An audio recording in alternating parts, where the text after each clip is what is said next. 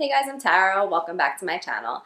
Today we're talking about the chakras, which may sound strange if you've never heard of the word before, but don't run because the chakras are a really easy way to understand how everything is connected within us, particularly how our body, mind, and emotions relate to our energy. So the chakras are basically different energy centers located in our body, and everything is made up of some form of energy, which science does tell us.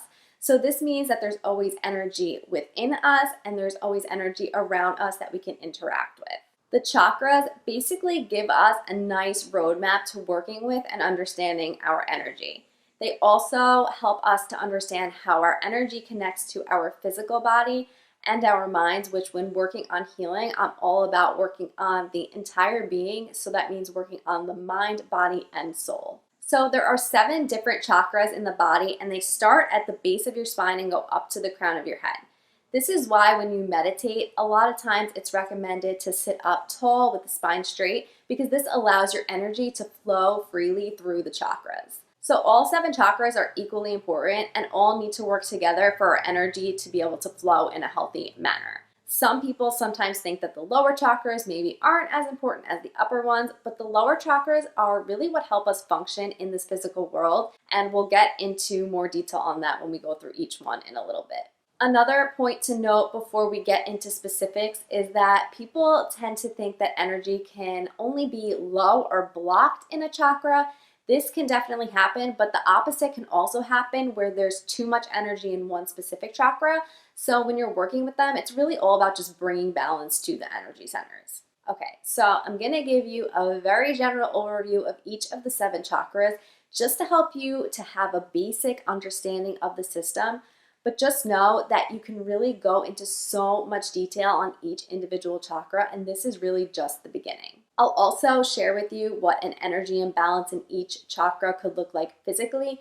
It doesn't mean that an energy imbalance is the cause of the issue. It's just to help give you an idea of what each energy center is all about, to help you to start to understand the mind-body energy connection that's within us. Wait, one more thing before we go through each chakra. I know sometimes people are confused on how you're supposed to pronounce the word. So it is pronounced with a hard CH like you would say in chair. So it's chakra. In my yoga teacher training, I learned that when you say chakra, it actually apparently, when it translates from Sanskrit to English, it means cucumber. If you want to talk about the energy centers, you want to say the word chakra. So I just thought you might want to know that. Okay, so first we have the root chakra. This energy center is located at the base of your spine and it extends down through your legs all the way down to your feet. This energy center has a lot to do with us feeling grounded. I actually recently wrote an entire blog post on grounding because I literally love it so much. If you're interested, I'll put a link to that in the description down below. So the root chakra is all about our sense of stability and security. So to keep this center balanced, we need to take care of our basic human needs, like having a place to live and food to eat. In this more modern day, it relates to our finances, since for most of us, we need to be financially stable to care for our needs, like putting food on the table, etc. When this center is not in balance, it could present as physical issues in the feet, the knees, hips, your coccyx, which is your tailbone, or also sometimes bowel issues. Second, we have our sacral chakra, which is located in the pelvis and the lower abdomen. It's associated with our intimate relationships and also our sense of creativity. An imbalance in energy here could show up in the physical body as pelvic pain, lower back issues, or urinary issues. So this is probably the chakra that really opened my eyes to the way our energy relates to the physical body, because when I was working as a physical therapist, I saw a lot of people who had pelvic pain. And then when I did my yoga teacher training and learned about the chakras, particularly the sacral chakra, it all started to make sense to me how everything is connected, the mind, body, emotions, and energy. So I could definitely talk a lot about the sacral chakra, but this is just an intro video, so let's get on to the next one. Third, we have the solar plexus chakra, but you'll probably just hear it referred to as the solar plexus. This energy center is located in the upper abdomen. This is where we get the energy to get up and go, and is how we share our gifts with the world. You can think of this energy center as where our personal power lives. If there's an imbalance in this energy center, it may appear physically as digestive issues. The fourth chakra is the heart chakra. This energy center is the transition point between the lower three chakras and the upper three chakras. It's located in the center of your chest, obviously the heart area, but it also spreads out through the arms as well. The heart chakra is all about unconditional love for our world. It's about trying to understand others without judgments, and it's about treating all things with love, all people, animals, and the planet. A physical presentation of this area being closed off is forward posture with the shoulders rounded in. This could be a closed off heart space, which could lead to some energy imbalances here. Chakra 5 is the throat chakra. As the name suggests, it's located in the throat as well as the rest of the neck, and it also does include your ears. This center is about speaking your own personal truth, so really just being who you are.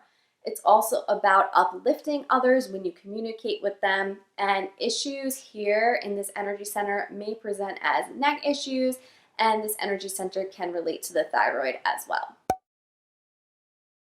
Number 6 is the third eye chakra. The third eye is located between the brows and a little bit above.